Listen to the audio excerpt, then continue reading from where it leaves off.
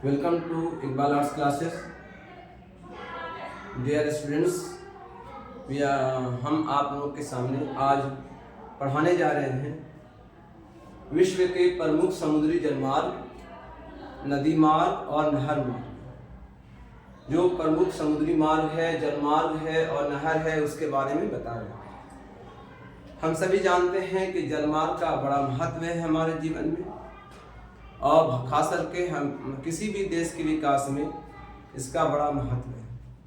कहा जाता है कि जलमार्ग से जो है विश्व में 90% जो है, विश्व में 90% से ज़्यादा व्यापार जलमार्ग द्वारा किया जाता है। तो जलमार्ग एक बहुत ही महत्वपूर्ण साधन है आयात और निर्यात के लिए। तो हम सब जानते हैं कि इससे भारी सामान भी ढोया जाता है, हेवी सामान ढोया जाता है, एलपीजी और जितने भी लोहा का सामान है, इंजीनियरिंग का सामान है, ये सभी सामान इससे ढोए जाते हैं। अब इसमें जो प्रमुख समुद्री मार्ग जो है वो कौन कौन सा है? सबसे पहला जो समुद्री मार्ग है उत्तरी अटलांटिक समुद्री मार्ग। ये जो है आपके उत्तरी अटलांटिक महासागर में फैला हुआ है। ये दुनिया का सबसे व्यस्तम जलमार्ग है। कहा जाता है कि दुनिया का 1/4 यानी 1/4 व्यापार जो होता है वो सारा व्यापार इस जलमार्ग से होता है। इसको वृहद ट्रंक मार्ग भी कहा जाता है, क्योंकि बहुत ज्यादा व्यापार होता है इससे, और इसमें बहुत सारे बंदरगाह हैं। ऐसे बंदरगाह हैं जैसे कि बोस्टन है आपका, ऐसे बहुत सारे बंदरगाह यहाँ पर हैं, जैसे कि आपका है लिवरपूल है, मैनचेस्टर है, साउथहैम्पटन है, लंदन है, रॉटरडम है, ब्रीमेन है, लिस्बन है, क्यूबेक है, बर्टेल है, मॉन्ट्रियल है ना, फिलाडेल्फिया है, न्यूयॉर्क है। ऐसे बहुत सारे इसमें बंदरगाह मौजूद हैं और दुनिया के बहुत सारे सामान यहाँ पर आवागमन करते हैं। ठीक है, तो ये हो गया दुनिया का सबसे बड़ा समुद्री मार्ग। दूसरे नंबर पे है भूमध्य सागरीय हिंद महासागरीय जलमार्ग। ये भूमध्य सागर से शुरू होता है, जो स्वेज नहर से होते हुए ये हिंद महासागर में पहुंचता है। और हिंद महासागर में कई बड़े बंदरगाह, जैसे बॉम्बे बंदरगाह है, आपका कोलंबो है, आपको कई बड़े बंदरगाह हैं, वो सारे बंदरगाहों को जोड़ता है। यानी यूरोप से लेकर के एशिया को जोड़ने में इसकी अहम भूमिका है। तो ये एक भूमध्य सागरीय हिंद महासागरीय जलमार्ग है। इसके अलावा उत्तमाशा आंतरिक जलमार्ग है। ये जलमार्ग जो है आपके यूरोप से अफ्रीका को जोड़ता है, यूरोप से अफ्रीका को जोड़ता है। तो ये भी बहुत इंपॉर्टेंट जो है जलमार्ग है। फिर उत्तरी प्रशांत समुद्री मार्ग है। ये जो है कई बड़े शहरों को जोड़ता है। यूरोप से उत्तरी अमेरिका को जोड़ने में इसकी अहम भूमिका है।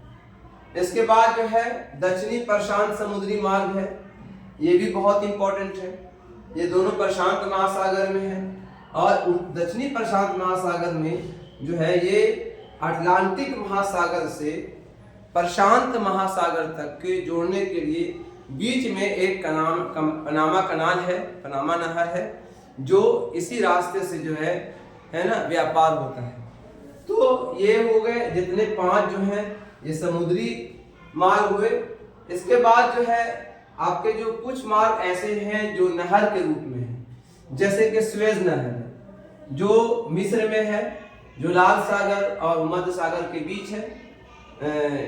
इसका निर्माण प्रक्रिया जो शुरू हुआ था 1859 से 1869 तक की, और 10 साल में बनकर तैयार हुआ था।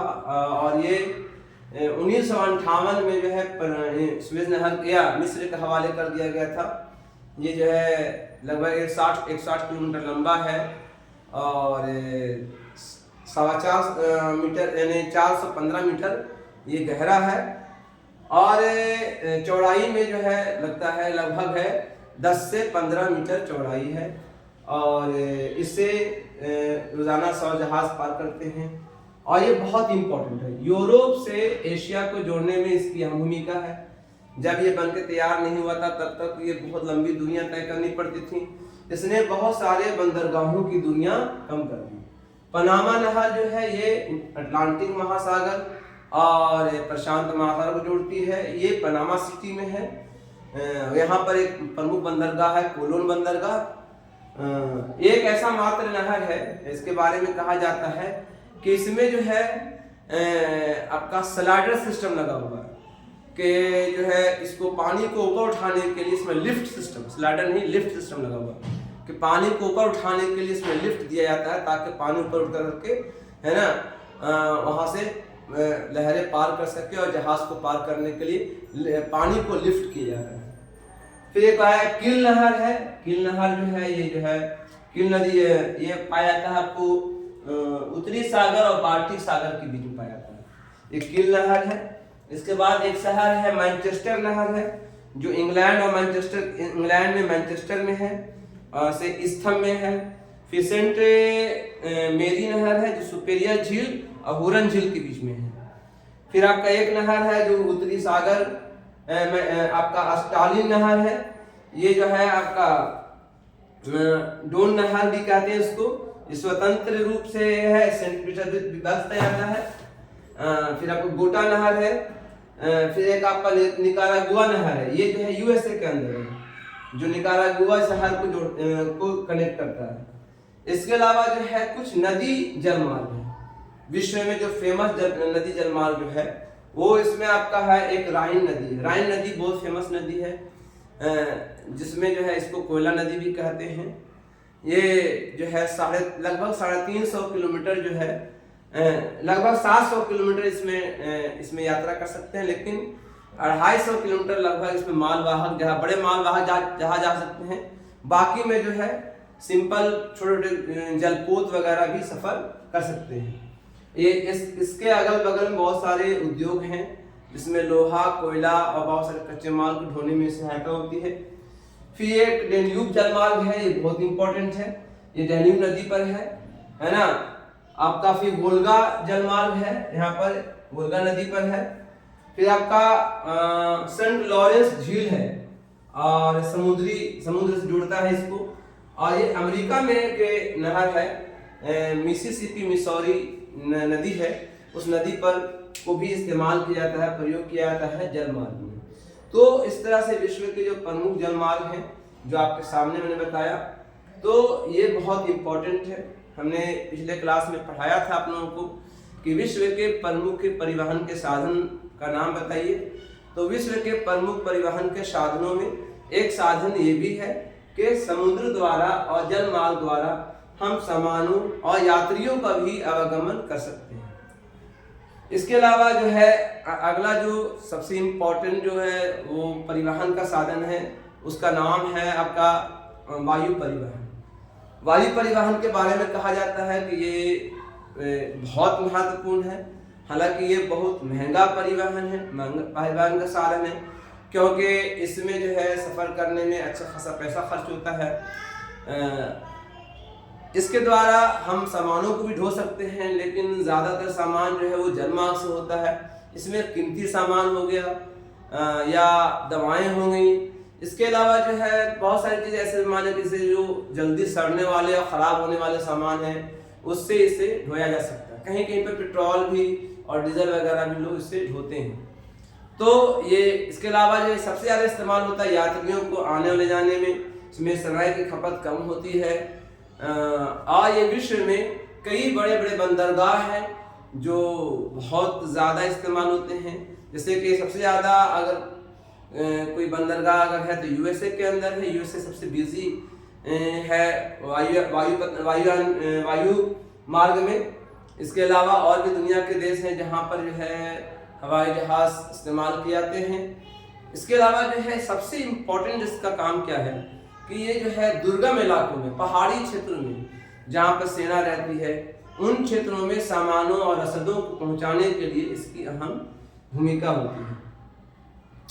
लेकिन इसका एक कुछ नेगेटिव पॉइंट्स भी है कि इसको मेंटेनेंस बहुत खर्चा आता है।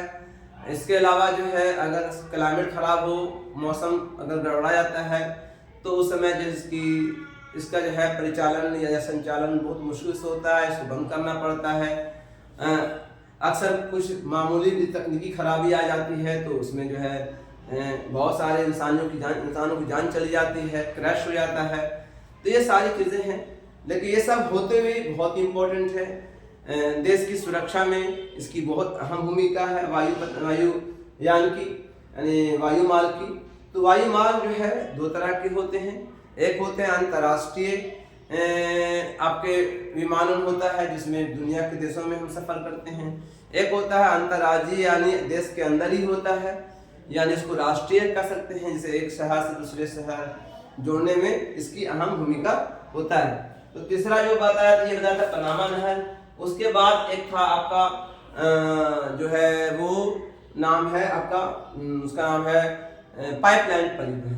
पाइपलाइन परिवहन भी बहुत इंपॉर्टेंट है, क्योंकि मॉडर्न दौर में जो है बहुत सारी चीज़ें ऐसी, तरल पदार्थ, पानी है, दूध है, एलपीजी है ना, आपके पेट्रोल है, डीजल है, कच्चा तेल है, तो इसको लाने और ले जाने में इसकी अहम भूमिका होती है।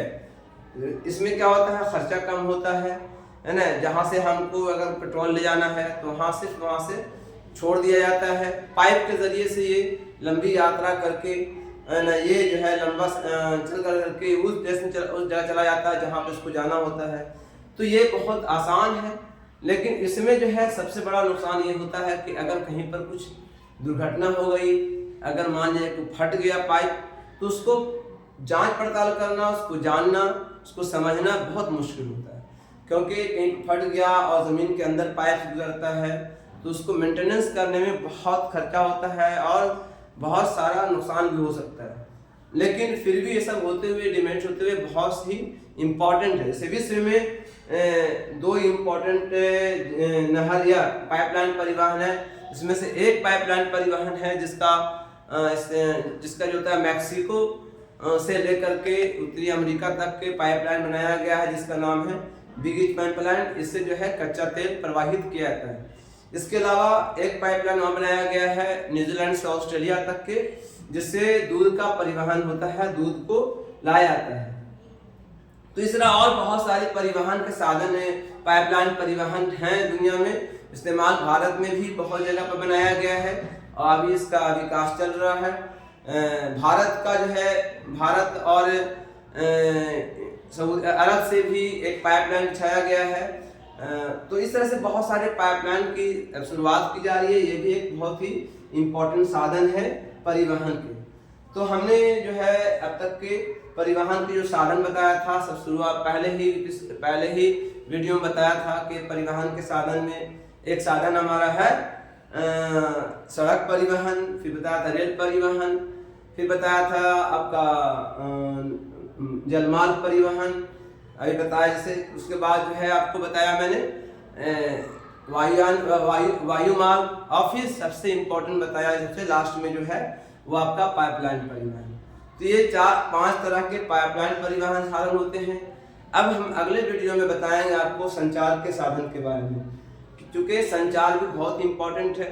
अगर सूचनाएं नहीं मिलेंगी वक्त पर तो हमारा विकास रुक जाएगा। तो सूचनाओं के साधन, संचार के साधन के बारे में अगले ही एपिसोड में मैं बताऊंगा। Thank you. इस वीडियो को लाइक कीजिए, सब्सक्राइब कीजिए और दूसरे को शेयर कीजिए, ताकि बहुत से लोगों को फ़ायदा हो। खास करके BCB जो बिहार बोर्ड के बच्चे हैं 12th के, उन्हें बहुत काम आएगा। Thank you.